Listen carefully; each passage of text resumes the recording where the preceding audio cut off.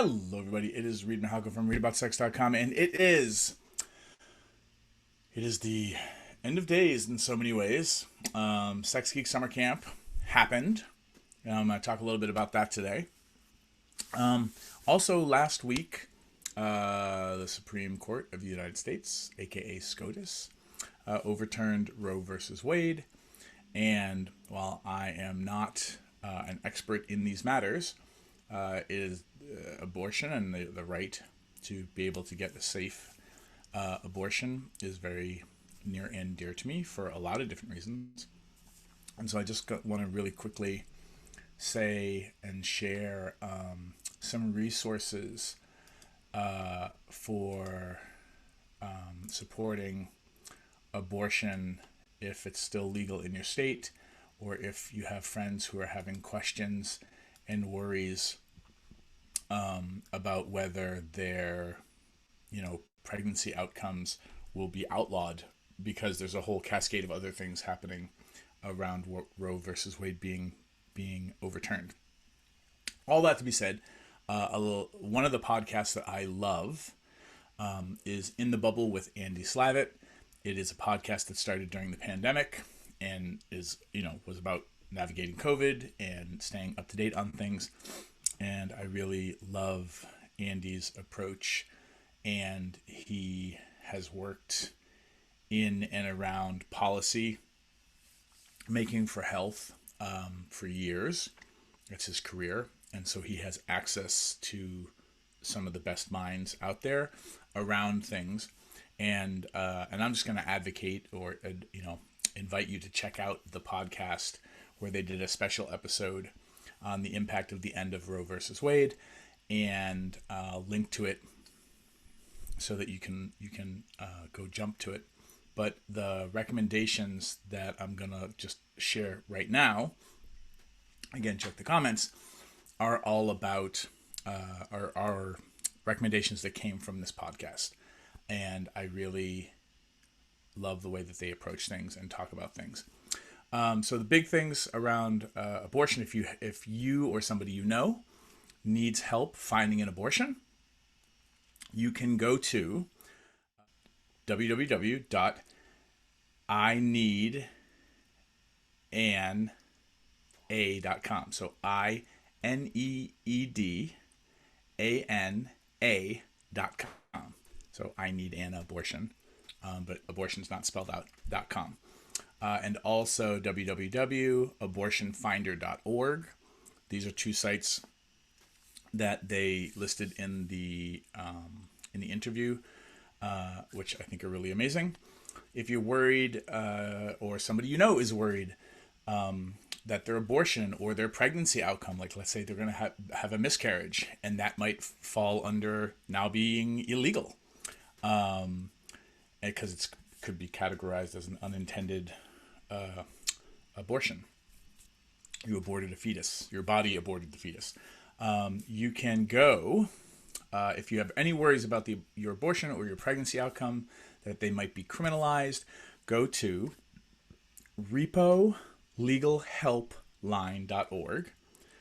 So reprolegalhelpline.org, or you can call their hotline at 844-866-2812. And I want to just give a shout out again to Andy and the podcast guests, Caitlin and Grace. Caitlin and Grace recommend donating to the National Network of Abortion Funds, and also to Keep Our Clinics. And if you're social media nerdy and you've been watching what people are posting, like some people are saying or advocating donating to these other organizations because Planned Parenthood does have a lot of funding already. So again, you support people that you need to support in ways that work for you. But the National Network of Abortion Funds is at abortionfunds.org, and Keep Our Clinics is at keepourclinics.org. So if you're looking for more places to support, those are the ones that Andy's guests, Caitlin and Grace, recommended. It's a really great episode. I really appreciate what they're doing and it's also been a really great resource for COVID stuff. So speaking of COVID things, as I said, we've wrapped up Sex Geek Summer Camp, which was my business retreat for sex educators and sex positive entrepreneurs. It happened in Vernonia, Oregon, at Camp Cedar Ridge. We had 60 people in attendance, including myself. So me and 59 other educators from all over the country and Canada. We were slated to have a few more people there, but somebody had, some family things, and another person kind of got COVID right before coming to camp, and wasn't testing negative soon enough, so they stayed in Europe, where they were coming from Europe. But basically, camp went great, and we also, on the last night of camp, had our first person test positive for COVID. People had been testing throughout the week, and we tested everybody at the gate, so to make sure that everyone had a negative test before they came in. And so camp unintentionally ended up becoming a super spreader event. We had ended up, I think, final count 19 campers out of 60 ended up testing positive. No one went to the hospital that I know of, and no one passed away because of COVID that I know of. And so that was one of the main intentions of how me and a couple other people that I sought guidance from, how we tried to position camp. Was if we were going to run an event now, this far into the pandemic, how could we position and what could we put into place at camp that would we can't guarantee things, but almost guarantee that no one was going to need to go to the hospital and no one would die from COVID. And the reason I'm sharing this right now with you all is, as more and more people start going to events or even running their own events, I think it's a really interesting and important conversation to be having about how can we reduce the risk of harm and for unintended negative outcomes and impacts from your events. And if you're not nerding out on these things, it would be really hard if you're going to be attending an event to know what you need. Because unless you know that the organizers themselves are doing all the legwork behind the scenes to figure out like what is the best protocols to have in place, then it would be really hard to make informed choices when things are so complicated right now and so shifting, because variants and vaccines and boosters and all that thing that can be a lot of information that floods people.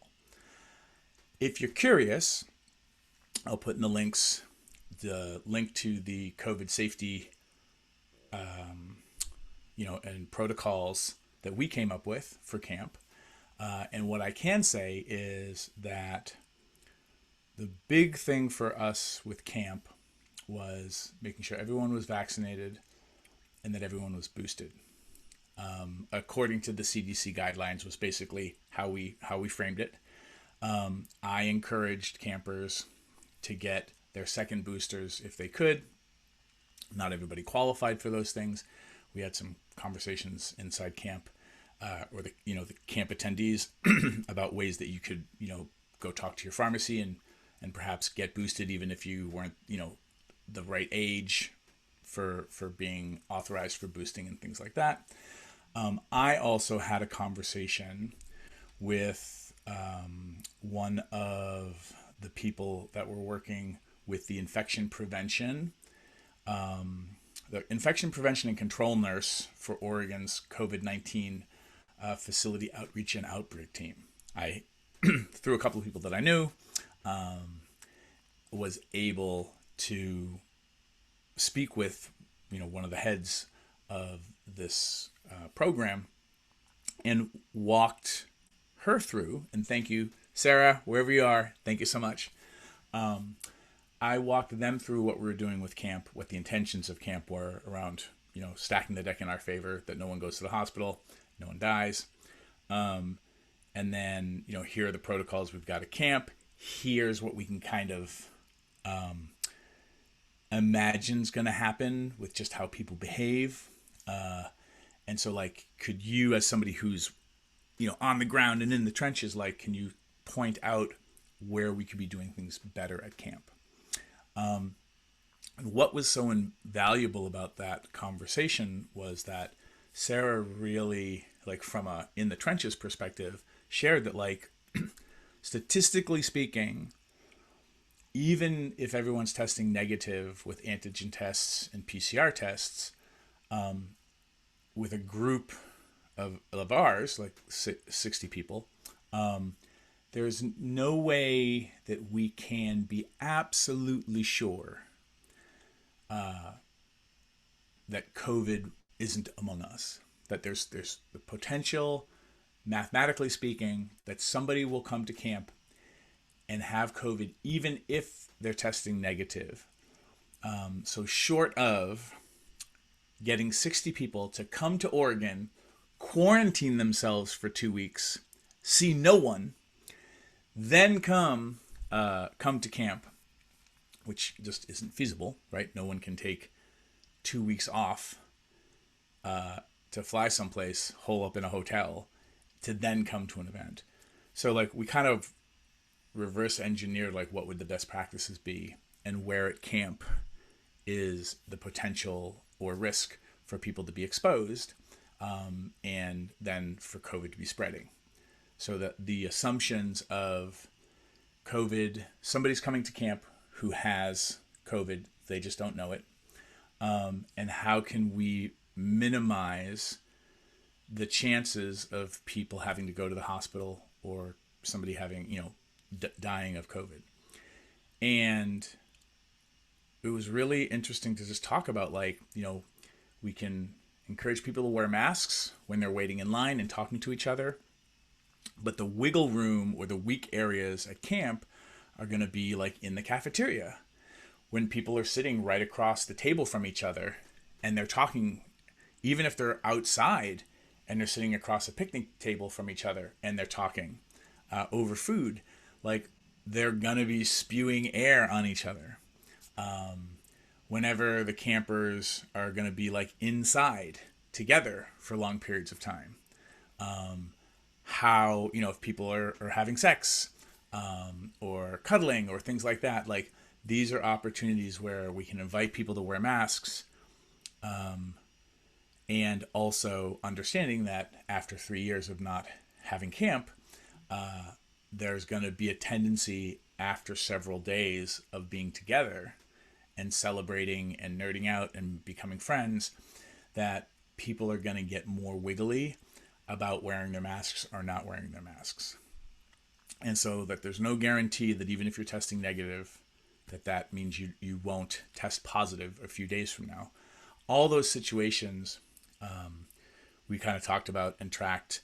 And then I was able to, send an email to all the campers to be like, okay, so here's the deal. Like, I talked, to one of the leads of this outreach and outbreak team, and, like, here's what we're dealing with. Camp went really well. It was amazing. It was the coldest camp we've ever had. It was also one of the wettest camps we've ever had. So we jokingly started calling it winter camp, because it was not sunny and warm ever, except for the last day. And when we had that first person test positive, because people who were having symptoms or experiencing symptoms, we encouraged everybody to get tested, and we had enough tests for everybody to test multiple times if they wanted to throughout the course of camp. That was another thing that the lead nurse was talking about, which was really pay attention to symptoms, and also, like, it's allergy season and it's summer camp. People are going to be staying up late and then waking up early. And so, like, how do you know if it's COVID or if it's allergies? How do you know if you're feeling tired because it's COVID or because you're having a wonderful time at camp and you're not getting enough sleep. Like all these factors are floating around. And one of the things that we did is we encouraged people to pay attention to symptoms, let people know, like, hey, I would love to talk to you, but just so you know, like I'm feeling run down. I don't know if it's lack of sleep or maybe it's COVID, but I took a test this morning. I tested negative. Do you want me to wear my mask? Would you like to wear a mask while we hang out? Like all these things, we did our best to empower people for ways that they can take care of themselves, and follow some of the best practices for preventing exposure or transmission, with the understanding that there's no guarantees, because Omicron is this particular strain seems to be so easily spread. And you can be testing negative and still have COVID. All that being said, we also had conversations about what to do when you go home. I'll send a link from the CDC about like how do you figure out like how many days are you still contagious? Do they think if you tested positive, and then what are the best practices for when you go back home? What are the guidelines for if you're testing positive but not having any symptoms? The CDC recommendations of getting on planes and things like that. Some of the campers who started testing positive, because the next day, the final day of camp, I think we had 2 or 3 campers test positive. And then the bulk of the rest of those 19 campers, that all happened after camp, once people got home. And so like, what are the best practices so that you don't go home and potentially risk spreading COVID to your roommate or to your mom or your grandma or your kids or all these other things? We also kind of gave people links and talked to people about those situations so that we could be as mindful as we could going back into, the non-camp life, going back to the default world. So again, like the reason I'm sharing all this is one, to just let people know how camp went.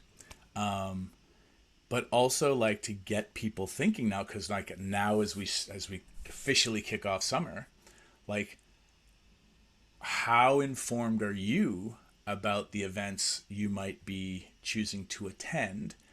So, what are the policies you'd want an event to have, so that you feel safe and you're reducing harm and potential harm to others? So, and what best practices can you have at your events?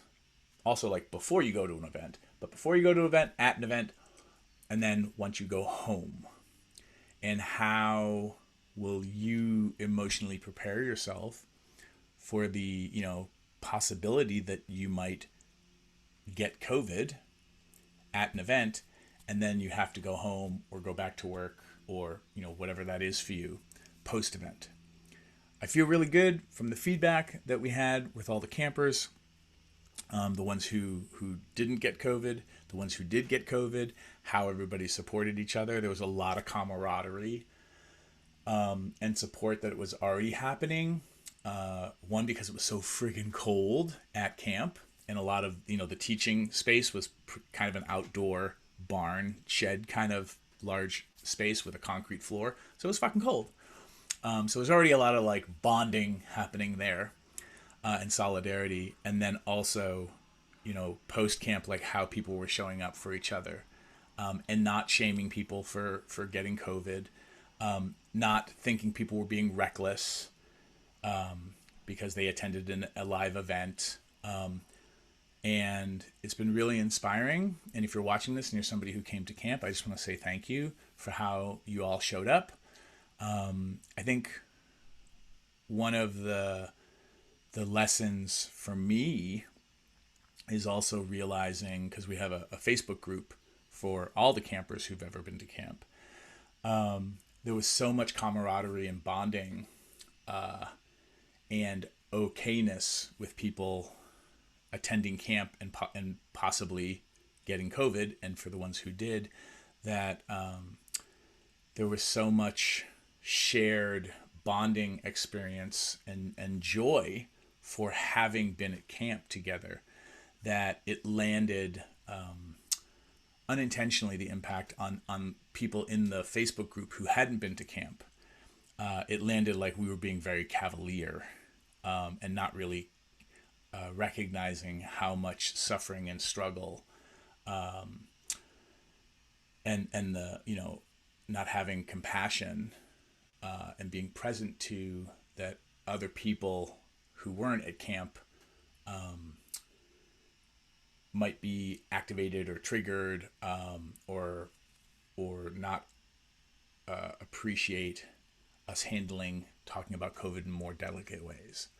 So that was one of the upgrades for me as far as like the camper community, because there was certainly a lot of gallows humor that was being shared among the campers who came to camp, and that gallows humor would have been better if I had thought ahead to keep that gallows humor contained and not just spilling over the entire Facebook group that we had for camp.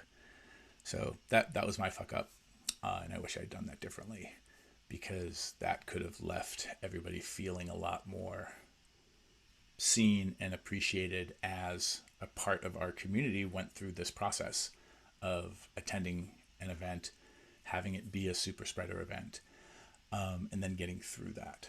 So the other, I think not the lowest low point of camp. This is also where I should just thank everybody who helped make camp happen. All the support team were amazing. Kathy, who ran grad school, was amazing. Our guest faculty who came and spoke, and also our amazing sponsors. Enjoy Toys sponsored us again. Uberlube was one of our amazing sponsors. They generously sent Amy Baldwin from the Shameless Sex podcast to talk to us about Uberlube and also about her career. B-Vibe and Lawand not only were sponsors, but also sent Tracy Felder, one of their brand ambassadors, to come and nerd out with us, and that was wonderful. Good Clean Love, thank you so much for also being a sponsor. I'll put the links down in the thing. Just thank you everybody who made camp possible, and especially all the campers who came and were part of camp, and all the campers who have been coming to camp or even virtual camp when we couldn't meet in person. Like, you've all contributed to building a community that supports each other and and invites all of us to do better. And I just want to say thank you for that. And I hope my little rundown of camp was useful for you, even if you're not a sex educator, but you're going to be attending events soon. And last but not least, the biggest heartbreak of camp was that it was so wet. It was impossible for the campgrounds to set up the slip and slide, the 350-foot slip and slide this year. So that was taken away from us. And instead we had a pool party, which was pretty fun because it was finally started getting warm. But I'm excited for next year, Camp 2023, and the slip and slide. We're going to do it. We're going to do it. And if you're curious about camp, if you're a sex educator or sex positive professional, and you want to come to a business retreat specifically designed for sex positive entrepreneurs, then check out sexgeeksummercamp.com. Other than that, thank you so much for listening to my little camp rundown. I hope it was useful. And if you have any questions or anything, feel free to reach out to me at reid, R-E-I-D, at readaboutsex.com. And this concludes the rundown. Thanks, everyone. Bye.